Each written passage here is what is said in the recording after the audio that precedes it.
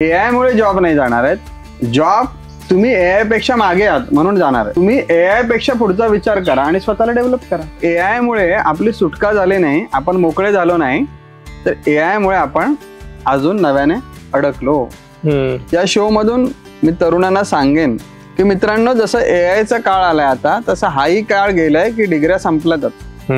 यांचं जे एक प्रकारचं जे जाळं आहे शैक्षणिक संस्थांचं सगळीकडे झालेलं, आणि ते तुम्हाला शैक्षणिक संस्थांच्या जाळेवाली सगळी माणसं आणि त्या संस्था सगळं असा एक आभास निर्माण करून देतात की तुम्ही पुढचे 4 वर्ष ह्या शाळेमध्ये या विद्यालयात या, तुमचं भवितव्य, तुम्ही हिरो झालेले असाल. आज जे हिरो आहेत त्यांना हिरो पण टिकवायचं कसं, याचं टेन्शन आहे, याचा स्ट्रेस आहे. तुम्ही माणसांचे मेंदू आणि माणसांच्या भावना ब्लॉक करून टाकले, ब्लॉक झाले. आणि म्हणून ह्या जीवनामध्ये जी क्रिएटिव्हिटी पाहिजे, नवीन निर्मिती पाहिजे, ती निर्मिती होत नाहीये. आउट ऑफ बॉक्स ज्याला जीवन घेऊन जाणं म्हणतात, ते आउट ऑफ बॉक्स जात नाही. समाजामध्ये का एकच एलन मस्क होतोय, एकच स्टीव्ह जॉब का होतोय? त्याच्यामध्ये ना आता माणसाला जज करणं फार सोपं झालेलं आहे. जसं की पॅकेज वरनं लगेच जज केलं जातं की हा तुला एवढं पॅकेज आहे, बरोबर, मग तुझी लेवल इतकी. मग आपली लेवल मेंटेन करण्यासाठी आपल्याला इच्छा नसताना ती कामं करावी लागतात. आमचा स्टेटसच त्याच्यावरती ठरलेला आहे की तुला पॅकेज किती, त्याच्यावरती स्टेटस.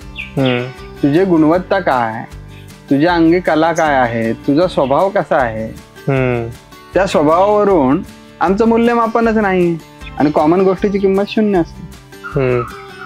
तुम्ही एक्सेप्शनल त्याच वेळी आहात की समोर लाख लोक बसलेत आणि त्या लाख लोकांमध्ये कडे जे नाहीये ते तुमच्याकडे, त्यावेळी तुम्ही एक्सेप्शनल आहात. बरोबर. तुमचं अस्तित्व, तुमचं भवितव्य तुम्हाला स्वतःला बनवावं लागतं आणि ते विदाऊट डिग्री बनवावं लागतं. त्याला डिग्री कामाला नाही येत.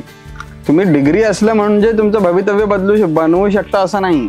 त्या माणसाला जीवनामध्ये स्वतःला संशोधन करावं लागतं. मी काय केलं पाहिजे ह्या परिस्थितीमध्ये, कसं केलं पाहिजे. हे सर्व करताना फॅमिलीला कसं आपण आपल्या विश्वासात घ्यावं, ह्या सर्व गोष्टी करत असताना